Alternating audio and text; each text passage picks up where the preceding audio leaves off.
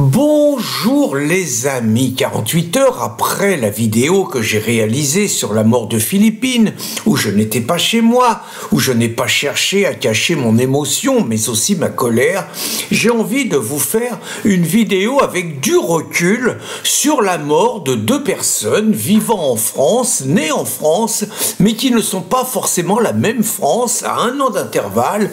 La mort donc de Philippine de Carlan, âgée de 19 ans, et celle de la racaille, je ne peux pas dire autrement, Nahel Merzouk, âgée de 17 ans. Alors Philippine, donc, elle était catholique, elle était d'une famille catholique de 5 enfants, c'était une brillante étudiante, tout le monde dit qu'elle était serviable, toujours disponible pour aider les autres, elle a été scout, et d'autre part, elle était fiancée à un jeune homme nommé Thibaut, qui a eu d'ailleurs des paroles très émouvantes à son égard lors de la cérémonie qui a eu lieu cet après-midi. Je vous fais cette vidéo vendredi soir. Et donc Philippine n'a absolument pas cherché le destin qui lui a coûté la vie. Elle est une victime totalement innocente, ce qui est d'autant plus révoltant d'une situation de l'ensauvagement de la France. Et elle est la victime d'une personne qui n'est pas française d'origine, qui n'a pas notre histoire, qui n'a pas notre éducation, qui n'a pas nos racines et qui finalement n'aime pas la France. Je parle de Nahel Merzouk. Nahel Merzouk, il avait 17 ans quand il est mort. Il était au volant d'une voiture volée qui valait 80 000 euros.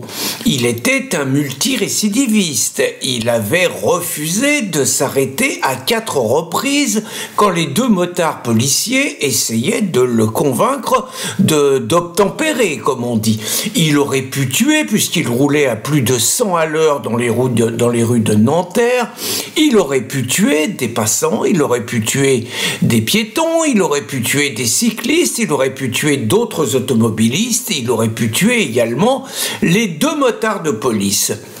Je dirais que le motard qui a tiré a sans doute pensé protéger sa vie et protéger celle d'autres personnes puisqu'il se préparait à redémarrer. Et je dirais que Nahel Merzouk, contrairement à Philippine, est responsable de son destin, qu'il n'est pas une innocente victime, mais qu'il n'a fait finalement que subir les conséquences de ses actes.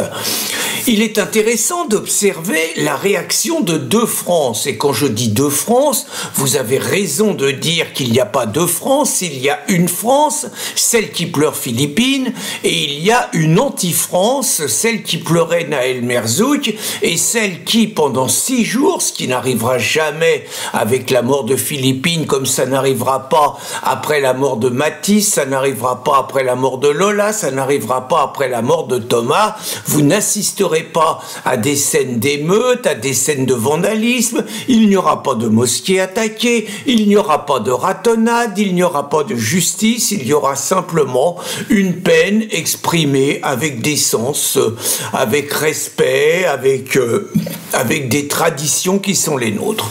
Là, nous avons vu, après la mort de Nahel Merzouk, nous avons d'abord vu tout le monde s'indigner du fait que Jean Messia ait pu faire une cagnotte au service de la famille du policier. Nous avons vu cette gauche essayer de faire interdire cette cagnotte. Nous avons vu cette gauche traiter le policier de raciste. Nous avons vu cette gauche évoquer des ratonnades. Nous avons vu cette gauche souffler sur les braises. Nous avons vu ceux que j'appelle dans mon jargon les envahisseurs, les jeunes des quartiers, pendant 6 jours, multiplier les émeutes, encouragés par la gauche. Nous avons tous entendu Jean-Luc Mélenchon dire qu'il refusait d'appeler au calme.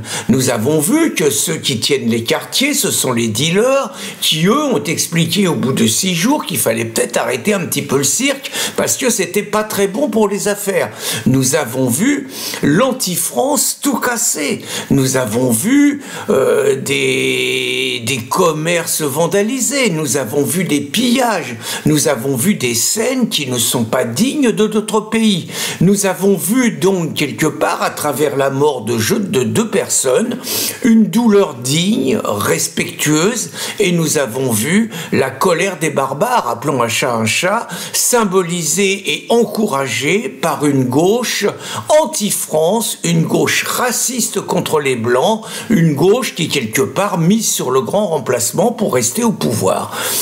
Je voulais dire que nous avons vu finalement la différence. Pendant cette période, nous avons vu deux gauches que tout oppose.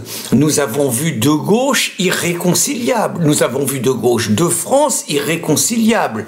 Nous avons vu quelque part les embryons d'une guerre civile inévitable. Nous avons vu la France des résistants et nous avons vu la France des collabos. Nous avons vu la France des patriotes et nous avons vu la France des traîtres.